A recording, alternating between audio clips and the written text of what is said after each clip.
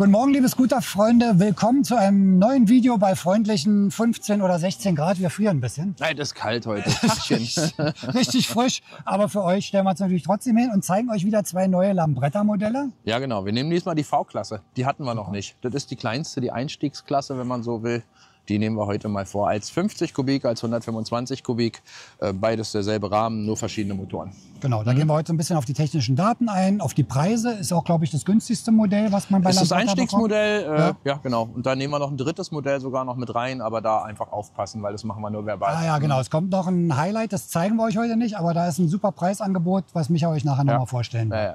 Vielleicht gehen wir jetzt erstmal so in die groben technischen Daten rein. Wir haben hier eine 50er, eine 125er. Ich glaube, 50er, wie viel PS wird die haben? 3, 4 PS oder so? Irgendwas, ja.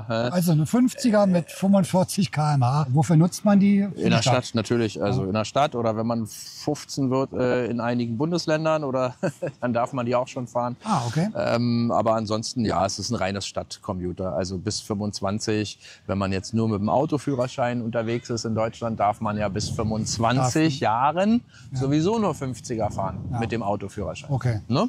Also das Einsteigermodell für alle, die schnell mal zum Einkaufen wollen. Unkompliziert, kein TÜV. Nur ein Versicherungskennzeichen, jedes Jahr randetschen. Jedes Jahr am 1. März ein neues Versicherungskennzeichen. Genau. Nicht vergessen. Machen Sie nicht. Also mich haben sie mal erwischt, leider. Nicht vorher, nicht nachher. Habe ich nicht dran gedacht. Und dann 1. war das richtig teuer. Das ist mir in Hamburg passiert und das hat dann auch richtig Das Geld ist Fahren gekostet. ohne Zulassung und das ist wie, du fährst eine Autoprobe ohne Kennzeichen, ohne Anmeldung. Ja. Das ist dieselbe... Deswegen ist es eine Straftat, keine Ordnungswidrigkeit. Das ist schon nicht... Also da, wenn ihr sowas fahrt, passt vorsichtig. Auf. Die meisten Versicherungen schreiben einen ja auch an. Ja, genau. Wenn man bei einer ist, Achtung, Achtung, dein Kennzeichen ist dran. Wenn man das online abgeschlossen hat, kriegt man meistens automatisch zugeschickt zum 1.3. Und am 1.3. muss es dran sein. Jedes Jahr wechseln die Dinger die Farbe, kennt ihr sicherlich. Aktuell ist wieder grün dran. Das letzte Mal war, glaube ich, 19 grün dran. Ja, dann kommt wieder blau, schwarz und so wechselt es immer. Genau. Aber auf jeden Fall versicherungstechnisch die günstigste und auch einfachste Variante. Ja. Wenn man jetzt günstig und einfach ein Zweirad fahren will. Genau, ganz genau. Nächster Schritt wäre dann die 125er. Das habt ihr sicherlich auch schon oft gehört jetzt. B196 Führerschein. Wenn man 25 ist und hat seinen Autoführerschein mindestens 5 Jahre, dann kann man aufstocken auf B196. 4 oder 5 Fahrstunden sind es meines Wissens nach und ein paar Theoriestunden. Also eigentlich, was man an einem Wochenende abfrühstückt. Es ist komplett prüfungsfrei. Es ist praktisch nur ein Safety-Lehrgang. Sucht euch eine Fahrschule, macht das, lohnt sich, werdet machen. Ist eine einfache Sache. Ja, ist auch eine praktische Sache, weil die hat natürlich auch den Vorteil, ich denke jetzt mal nur an Berlin. Wir haben ja diesen Stadtring, der einmal quer durch die Stadt geht. Nicht nur das, du kannst auf die Stadtautobahn, du kannst auf die Landstraße, du kannst mit einer 125 auch von Berlin an die Ostsee ballern. Ich meine, auf der Landstraße fährt das Ding knappe 100, um die 100 so, ja, und damit bist du genauso schnell wie alle anderen reicht, ja. Über Leistung, bei der 125er, wir natürlich bemängeln, sage ich mal, warum nicht alle Hersteller auf die vollen 15 PS gehen. Das ist mir auch ein Rätsel. Also die hat 12 PS. Noch was, ein bisschen drüber, aber ehrlich gesagt, insgesamt ist es mir auch ein bisschen müßig. Das ist eine 125er. Wer Leistung will, soll einfach einen Führerschein machen. Ja, Mann, das geht mir auch auf den Zünder. Meine ist ein bisschen schneller, die ist ein bisschen schneller. Alle Dude, ja. Das reicht aber aus. Es ist eine 125er und die fährt dynamisch, alles gut. Wobei ich hier aber auch sagen muss, tatsächlich mit 130 Kilo Leergewicht das ist sehr ist sie wenig, deutlich leichter als die Vespa, ist sie deutlich leichter als die Lambretta X. Also die ist schon für so eine 125er recht dynamisch. Ja, spritzig das Ding, genau. Ne? Leicht zu handeln auch, also für alle, die für eine 125er spritzig, genau. Ja. Ne? Weil generell dieses Thema ist so ein bisschen, das ist eine 125er. Aber die ist doch relativ spritzig und wie gesagt sehr leicht. Fangen wir vielleicht mal mit der 125 an. Jetzt stehen wir wobei beide sind identisch. Also was sie natürlich unterscheidet, es ist luftgekühlter Motor. Wir haben von Hause aus immer gleich dran, was ich sehr angenehm finde, einen Seitenständer. Wir hatten schon gesagt, 130 Kilo Leergewicht. Wir haben hier so ein kleines Display, LCD-Display. Ist das wie bei der 300er oder ist ein anderes, ne? Also ist ein anderes, ja, genau. Du hast hier oben die kmh-Anzeige und das hier ist der Drehzahl. Also ich mach mal den Motor an, dann siehst du das. Das hier ist die Motordrehzahl.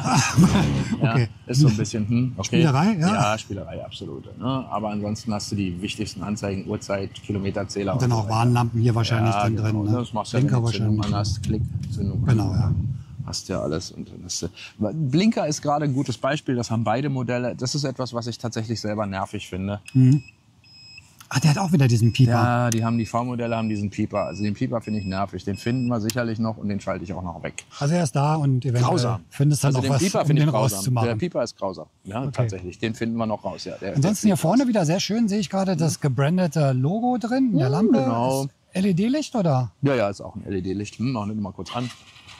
So, wir können ja den Motor mal ausmachen. Schön. Über einen Seitenständer einen Motor ausgemacht, fertig. Ja. LED-Blinker auch sehr schön. Die erinnern auch wieder so ein bisschen an die G, ne? Das ganze Fahrzeug ist klassischer. Also bei der V ist ja auch klassisch, dass der ja, genau. Flex, jetzt haben wir hier vorne. V-Flex, der Fender dreht sich mit. Ja, der dreht sich mit. Und insgesamt ist ja ein bisschen mehr an den alten Lambretten auch angelehnt. Also die X ist ja die raussticht als modernes Gerät. Hier haben wir auch wieder einen Gepäckhaken drin, ne? So zum Ausziehen. Genau. Wir haben hier auch den hier. Ja, hier anbauen bringt nachher am Ende mehr. Ja. Wir haben hier wieder so ein kleines Gepäckfach drin. Ach, eine witzige Kleinigkeit. Also fast hier ist so ein Pseudo-Diebstahlschutz drin. Ja? Ein Zündunterbrecher. Dann schaltest du ein und das Ding startet nicht. Aber er startet halt nicht. Ja, genau. Das haben die 50er und das haben die V-Modelle, tatsächlich die V-Modelle. Ja? Also die sind wirklich identisch. Können jetzt die und die noch mal extra vorstellen, es ist egal. Genau, es ist identisch, es ist nur ein anderer Motor. Und es ist alles gleich. Kleines Helmfach haben wir bestimmt auch. Helmfächlein. Mit einem Schlüssel dann. Entschuldigung, drehen wir in die andere Richtung. So, hier habe ich noch ein bisschen Kram drin, weil ich noch nicht ausgeräumt habe. Die ist noch nicht ganz fertig hier. So. Das sieht aber recht groß aus, ne? Ja, ist genauso wie bei der Motor auch wieder schön aufgeräumt. Ja, ist genauso wie bei der Vespa. Die kleinere hat das etwas größere oder tiefere Helmfach als große. Tankdeckel auch wieder ganz hübsch hier. Einfach klonk. Da ist er. Klonk, klonk. Schön. Der Tankinhalt waren 6,5 Liter. 6,5 Liter und einen Verbrauch haben die so von 3 Litern, 2, hier steht sogar 2,2 drauf. Sagen wir mal 2,5. In der Stadt sieht das halt ein bisschen anders immer aus, ne, mit dem ständigen Anfahren und so. Mhm.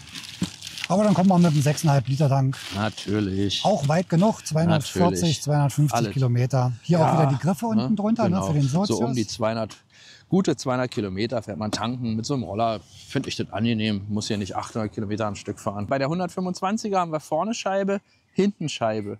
Das unterscheidet sie tatsächlich dann auch von der Vespa, die also vorne Scheibe, hinten Trommel hat. Ich meine die Small Frames, Primavera Sprint. Primavera, ne? Ja, tatsächlich. Luftgekühlter Motor bleibt. Bei der Fuffi 50er. Vorne Scheibe und hinten Trommel. Und hinten eine Trommel. Ja, hier so sieht man ist dann tatsächlich wirklich Small Frame. Das ist wieder dieser klassische Look, ne? Ja, genau. Es erinnert so ein bisschen an die klassische Lambretta-Linie, ne? Ja, sehr schön. Man kann damit an die Ostsee fahren.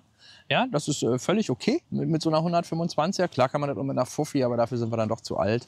Also ich zumindest, kann ich für meinen Part sagen.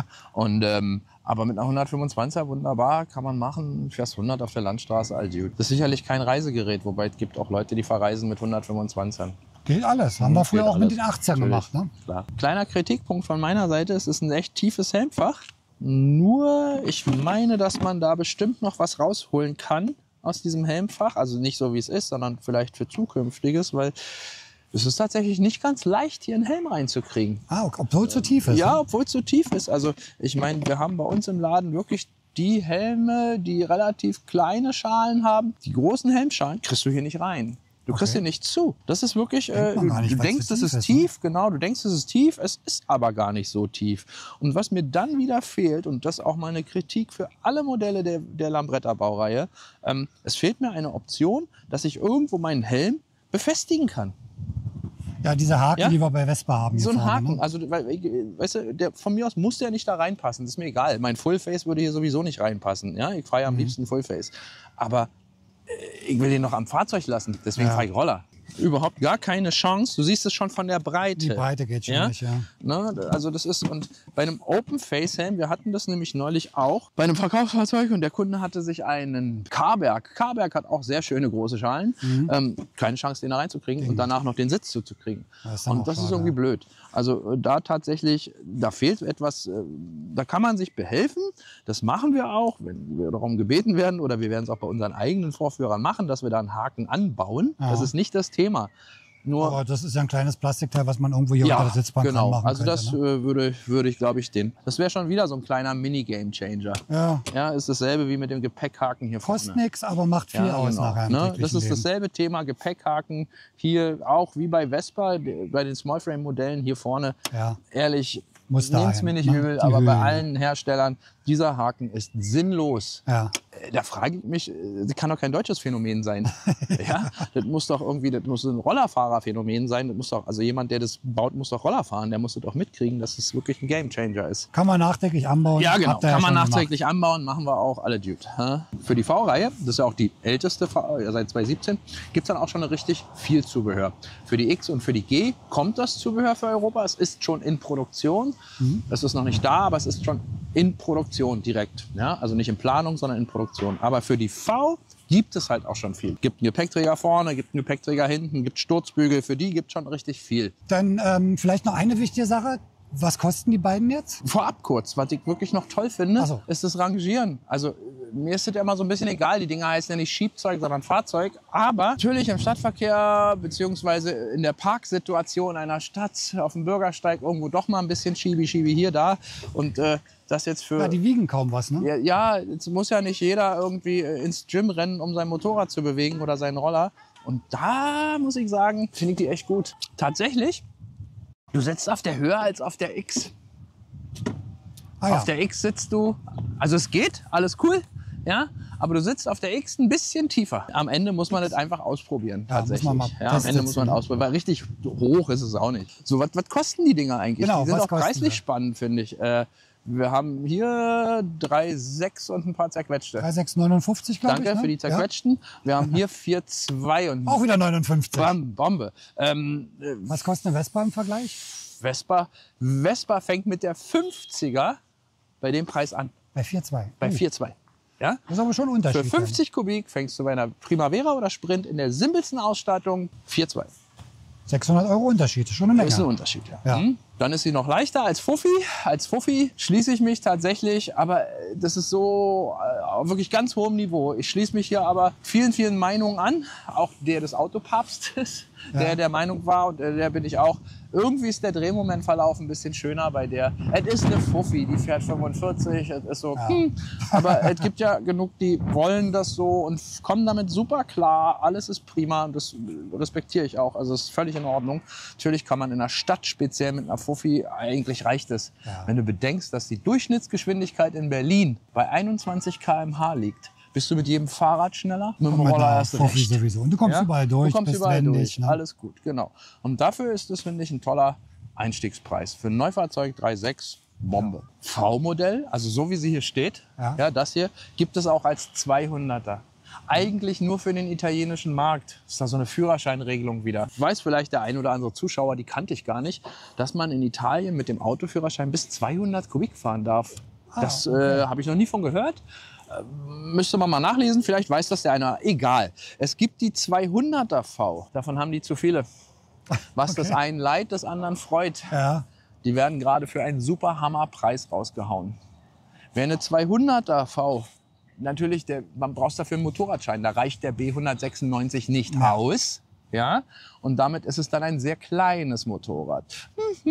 Ist natürlich in der Versicherung super spannend. Das siehst du ja schon an der 300er. Das wird als Motorrad versichert, aber es ist ein sehr kleines Motorrad, so gesehen von der Motorisierung. Also und ist eine super Versicherungsoption.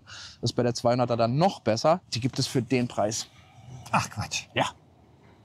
200er, aber nur solange Vorrat reicht. Ist natürlich ein aktuell Angebot. Die sieht dann genauso aus wie die. Exakt das. Aktuell Anderer Motor. V200 E5. Solange Vorrat reicht, was auch ab Lager ist, also nicht alle Fahrer, was da ist, Anfragen bitte. Also eine Für den Preis. 200er zum Preis einer 50er. Genau.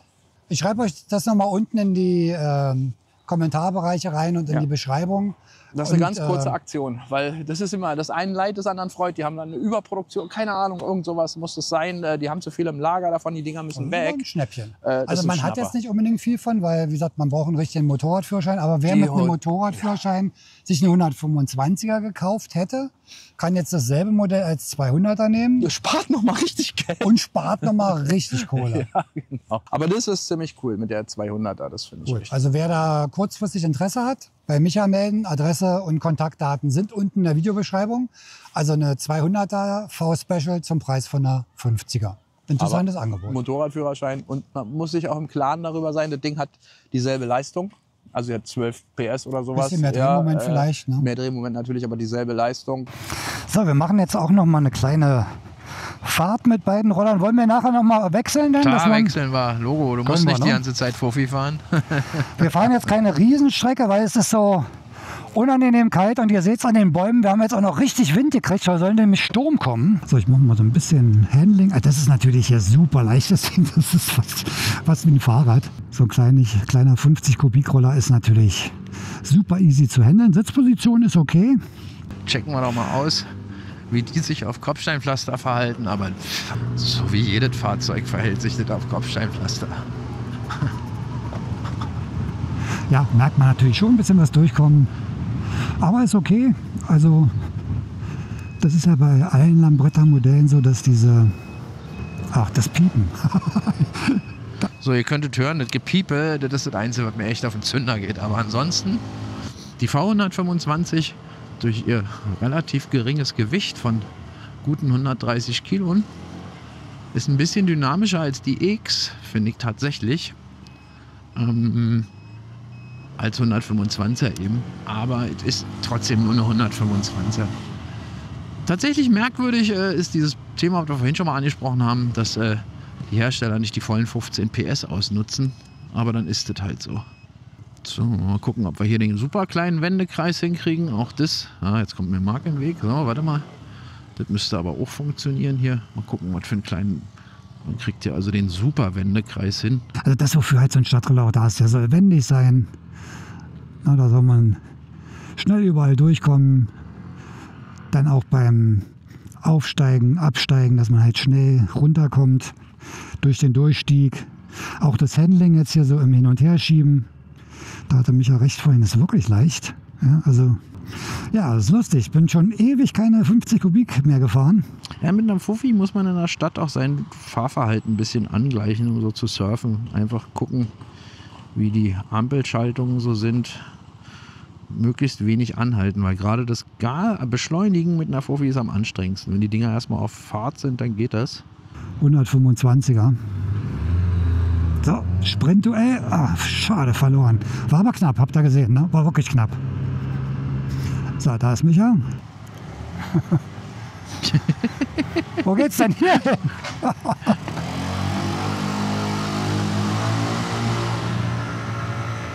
So, hier machen sich jetzt die 130 Kilo bemerkbar, wenn man mal so einen kleinen Shortcut nehmen muss. Unter so einem halboffenen Tor durch. So, jetzt der Icke auf der Fuffi. 20er. Zeigt nur die Hälfte von Marc Wiege. Macht die auch bei mir richtig Alarm? Drehmoment. Ja, selbes Handling wie auf der 50er. Das ist alles super leicht. Die wiegt halt nichts, 130 Kilo.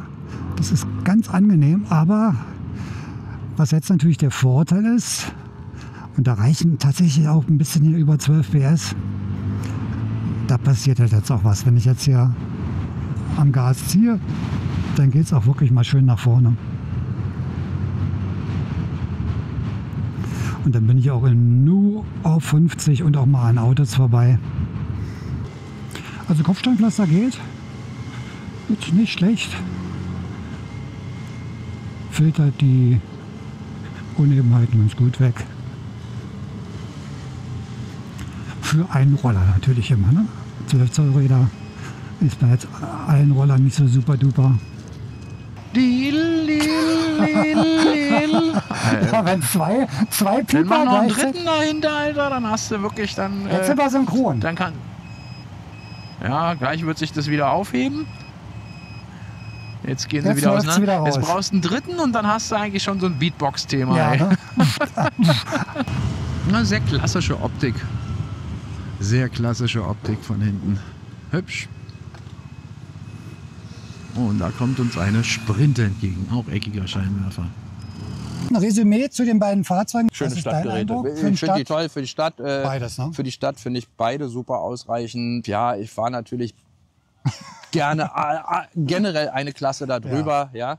Ja, klar. Man ist erstmal ein bisschen jetzt, man muss sich umgewöhnen, wenn man auf eine Fuffi wieder steigt. Das ist halt schon ein bisschen länger her. Wenn man die aber nur fährt, ich hatte früher auch eine 50er Vespa, ja, dann ist es halt so. Ne? Das ist halt eine Fuffi. Schön. Also alles gut, schön. 50 Kubik für die Stadt, völlig ausreichend. Einfach Probe fahren und feststellen, ich will das oder ich will eine Vespa. Also wenn die Optik passt, das ist natürlich klar. Genau. Das ist ja wie immer wieder das Tolle. Hier geht es nicht darum, die ist besser, die ist schlechter. Die eine ist halt teurer, die andere etwas günstiger. Wenn man mit der Optik bei beiden klarkommt, wenn man unbedingt einen Rundenscheinwerfer möchte, was auch wirklich eine Geschmackssache ist, toll, dann nimm die Vespa, bleib dabei.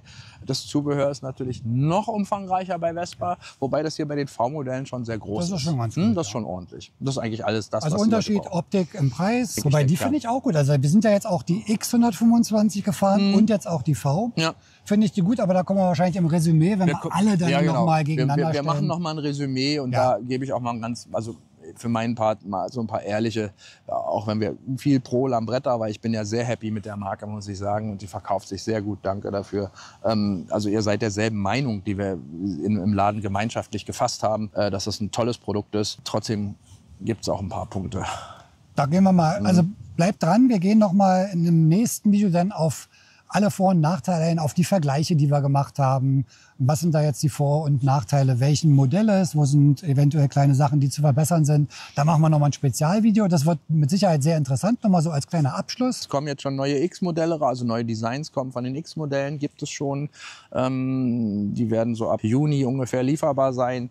2 Farbmodelle, auch in dem G gibt es eine zweifarbige, jetzt eine weiß-rote, auch schicki.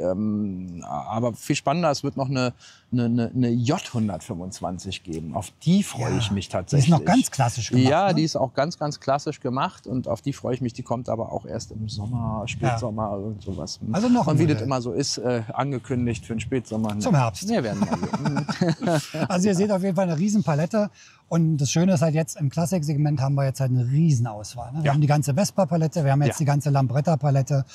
Und da findet bestimmt jeder irgendwie das Passende für sich. Ne? Ja. Das ist ja das Ausschlaggebende. Genau. Nichts ist besser, nichts ist schlechter. Nein. Aber als Kunde habe ich einfach eine größere Auswahl. Und ich habe dazu jetzt noch die Option, wenn mein Portemonnaie nicht ganz so schwer ist und ich mit der Optik mich anfreue. Also ich finde es ja schöner. Ich mag ja auch bei Vespa die Sprintmodelle und die Vespa S. Ich mag die eckigen Scheinwerfer auch bei Vespa. Aber das ist eine Geschmackssache. Ja, dann würde ich sagen, danke fürs Zuschauen heute. Hat Spaß gemacht. Prima. Kleine Fahrt bei etwas kühlem Wetter. Ich hoffe, beim nächsten Video ist es ein bisschen wärmer, aber man weiß nie, wir haben es erst Mai. Jetzt haben wir wieder ein bisschen mehr Informationen zur Lambretta Modellpalette. Jetzt also abgerundet auch die V-Modelle. Und wenn die J heißt sie, glaube ich, ne? Wenn die dann kommt, stellen wir euch die natürlich auch gleich vor. Ja, selbstverständlich. Weil die wird auch sehr spannend, glaube ich. Ganz was Schönes. Ja, dann fahrt vorsichtig, bleibt gesund. Danke, Micha. Danke, Marc. Bis zum nächsten Video und danke euch. Macht's gut, bis dann. Tschüss. Ciao, ciao.